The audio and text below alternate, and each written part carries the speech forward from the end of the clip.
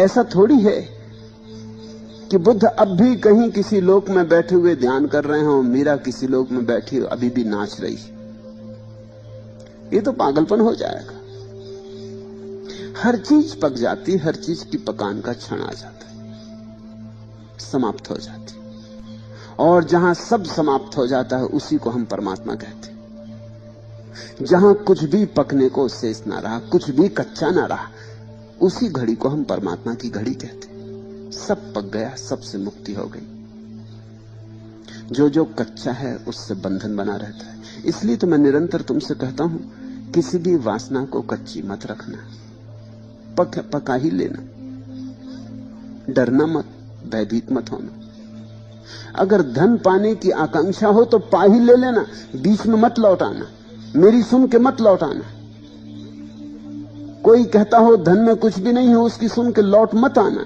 तुम्हें दिखना चाहिए कि कुछ भी नहीं, दूसरे के दिखने से क्या होता है। मैंने पुकारा कि धन में कुछ भी नहीं, और तुम्हें अभी धन में बहुत कुछ दिखाई पड़ रहा था। तुम मेरे मोह में पड़ गए, तुम मेरी बात में पड़ गए, तुम्हें मेरी बात का तर्क समझ में आ गया।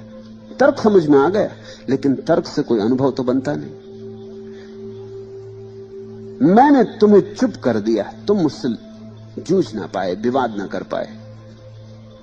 मैंने बड़े तर्कों से तुम्हें शांत कर दिया, तुम मेरे साथ चलने लगे। लेकिन तुम्हारा मन तो बाजार की तरफ दौड़ता रहेगा। तुम्हारी देह मेरे साथ हो जाएगी, तुम्हारा मन बाजार में ही दौड़ता रहेगा। तुम्हें धन अभी पाना था, अभी महत्वाकांक्षा भीतर बनी रहेगी।